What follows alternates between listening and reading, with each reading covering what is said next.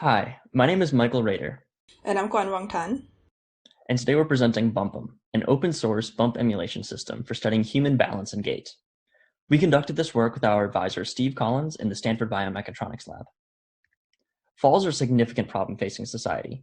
1/3 of older adults and 1/2 of people with lower limb amputations fall each year. Many of these falls result in death or serious injury that can be devastating to the individual. And the accumulated costs of these falls cost the US healthcare system $50 billion each year. Many of these falls occur as a result of unexpected or undesirable motion in the center of mass. And in order for researchers to prevent these falls, they need tools to safely and repeatably influence a person's center of mass motion as they're walking. To that end, we designed BumpEm as an open source tool to emulate real-world fall conditions in the laboratory. And we identified 3 key design features to ensure BumpEm would be a useful research tool, the first of which being responsiveness. In order for BumpEm to unexpectedly perturb a participant, it needs to be able to apply a significant amount of force before a person can detect and respond to it. Humans can respond to visual, auditory, and haptic stimuli within 180, 140, and 140 milliseconds, respectively. And subcortical responses can be even faster, with estimates of the stretch reflexes in the legs occurring within 60 milliseconds of the stimulus. In addition to the human response, it's useful to consider true collision dynamics. And bumping into the hip at walking speed with a stiff object results in a rise time between 20 and 45 milliseconds. From these values, we determined that in order for BumpEm to unexpectedly perturb a participant, we needed a rise time of approximately 60 milliseconds. And in order to begin to approximate real-world collisions, we needed a rise time of less than 45 milliseconds. The second design requirement was versatility.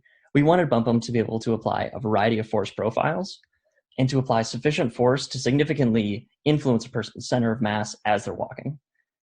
We also wanted to be able to apply forces in multiple directions in order to support a larger number of experiments. And finally, in order for a research tool to be useful, it needs to be easy to access by the research community. We designed BumpEm using 3D printed and catalog components, and we supply purchasing information, assembly instructions, and 3D printing guidelines.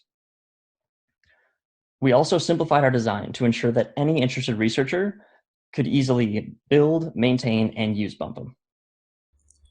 We used these 3 key design requirements to inform the design of our final system, BumpEm. Let me walk you through the system. The subject wears a hip harness that's attached to a rigid rope. This connects the subject to a motor unit and a control unit. This makes up one module, and you can have as many modules as you want, placed in whatever configuration makes the most sense for you. We have a breakaway cable that we place in series with the rope, and this acts as a safety mechanical fuse that can separate the user from the motor in case of the applications of undesirably high forces.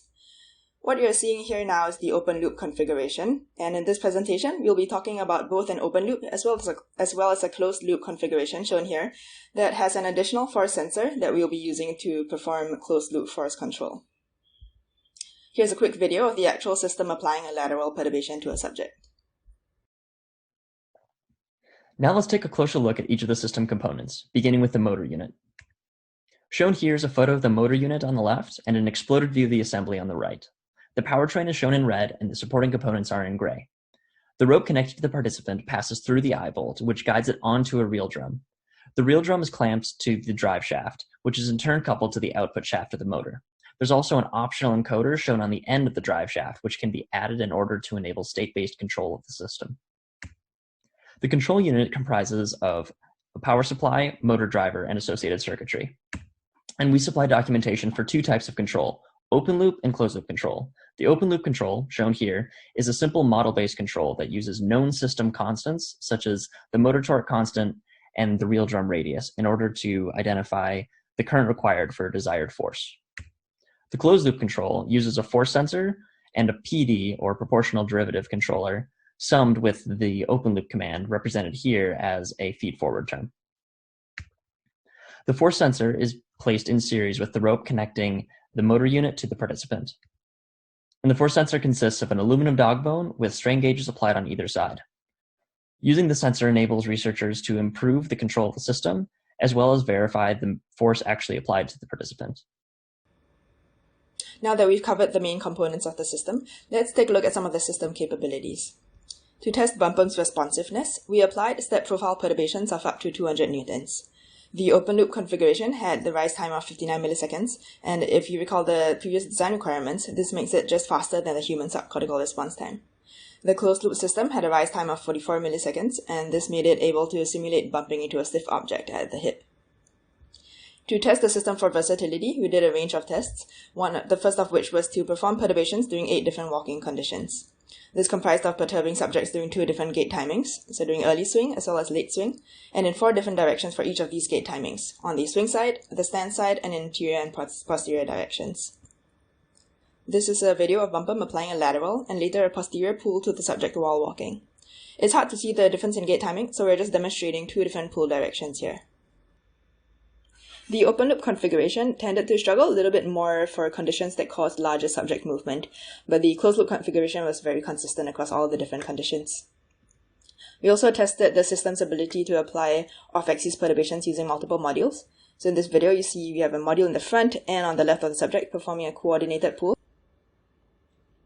These are the results. On the x-axis, we see the forces applied in the anterior and posterior direction by one of the modules, and in the y-axis, the lateral forces applied by the other module. We perturbed the subject in 9 different directions, corresponding to each of the different spikes shown in these results plots.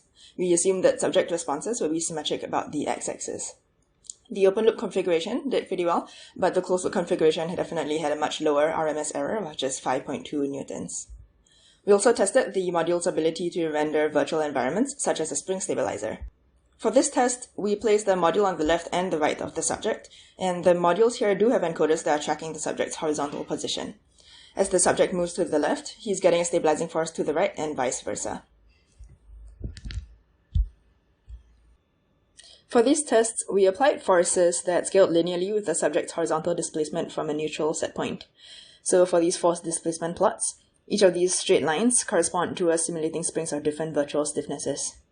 Based on the R-squared values, we can see that the open loop configuration only did well for springs of higher stiffnesses, while the closed loop configuration did well across the board. We also tested the system's ability to track varying force trajectories. 2 of these trajectories are shown here, and we can see that the open loop configuration had a slight time delay in its tracking, which was almost unnoticeable in the results of the closed loop configuration. Lastly, applying perturbations is important, but it's just as crucial to be able to remain transparent to the user at all other times. So we decided to test the module's ability to track the subject while applying minimal amounts of force. So we had a tracking module, whose plots shown here in red, placed on one side of the subject, and we tracked the subject while they were walking, as well as while they were experiencing a perturbation by a perturbing module placed on the opposite side. We thought that this would be a good worst-case test scenario because this would cause the largest amount of subject movement and be the hardest to track. So the open loop configuration required a tracking force of 12 newtons on average and could definitely be felt by the subject, while the closed loop configuration only needed a tracking force of 3 newtons and was pretty much imperceptible to the subject. We also designed the system for ease of access, so it's pretty low cost, costing about $1,700 for the open loop system and $2,400 for the closed loop system. We also designed the whole thing to be open source, so the parts are all 3D printed or catalog parts for the open loop configuration. For the closed loop configuration, we do have the force sensor that requires a little bit of soldering and some ordering of laser cut parts, but we do provide all the instructions needed for doing that as well. In fact, we've now put all the information you'll need for building your very own bumpum system on our lab website shown here. We provided things like an instruction manual, the CAD files, the full bill of materials, and config files for setting up the motor driver. We've also made a whole bunch of video tutorials to accompany the instruction manual and teaching you how to assemble the various components. Here's a sped up version of one of these videos showing you how to assemble the motor unit. It's one of 10 videos that we have on the website, others which include instructions on how to assemble the control unit, the force sensor, or how to properly attach the rope from the subject harness to the motor unit. Before we end, I'd like to thank NSF for funding this research, as well as everybody from the Stanford Biomechatronics Laboratory, especially Steve Collins, our advisor, and Blair Emanuel, Samina McFarland, and Olga Saadi, who helped us out at various points of this project. Thank you.